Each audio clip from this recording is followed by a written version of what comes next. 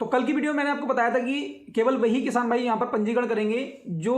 योजना की सारी शर्तों को पूरा करते हैं, और जो मैंने यहाँ पर महत्वपूर्ण कंडीशन बताई थी और जो उस कंडीशन में किसान भाई आते हैं वे किसान भाई पंजीकरण ना करें। उसी में से एक पॉइंट पर काफ़ी ज़्यादा सवाल आ रहे हैं, काफ़ी ज़्यादा मैसेज किसान भाई कर रहे हैं कि क्या पति पत्नी दोनों के नाम जमीन होने के बाद उनको पैसा मिल सकता है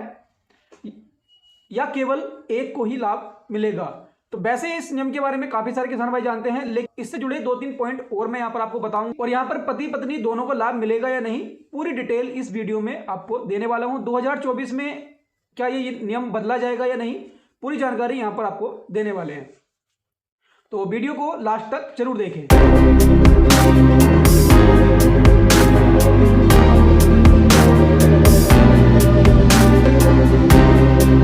तो बात करते हैं कि अगर किसान भाई पति पत्नी है और दोनों के नाम जमीन है, तो यहां पर जो नियम है जो इस योजना का, उसके अनुसार केवल पति पत्नी में से एक को ही लाभ मिलेगा।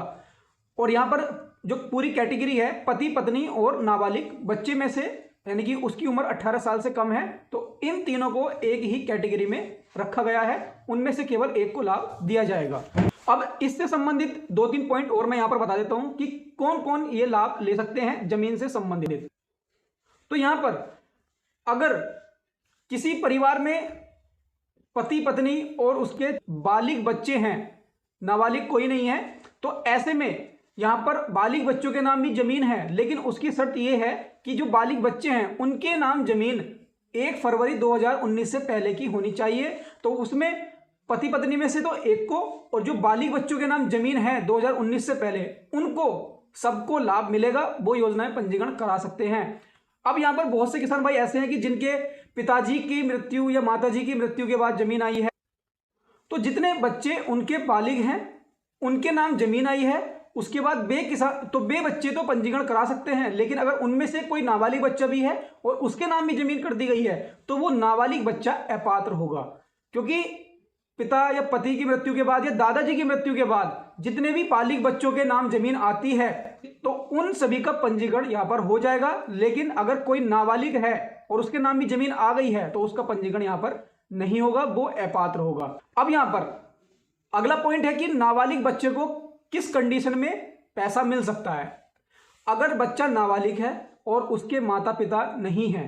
तो वो जो नाबालिग बच्चा है वो इस योजना के लिए पात्र होगा, वो अपना इस योजना में पंजीकरण करा सकता है और इस योजना का लाभ ले सकता है। अब यहां पर 1-2 पॉइंट और हैं कि अगर आपको किसी ने जमीन दान में दी है, यानी कि किसी ने गिफ्ट करी है,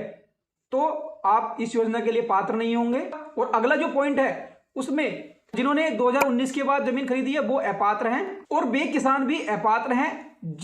जिनके नाम जमीन वसीयत में आई है। वसीयत वाले यहां पर अपात्र हैं, और जो विरासत वाले हैं जिनके नाम विरासत से जमीन आई है वो यहां पर पात्र हैं। तो ये इस योजना की कुछ शर्तें हैं, जो भी किसान भाई इन शर्तों को पूरा करता है वो किसान भाई ही इस योजना में रजिस्ट्रेशन करें,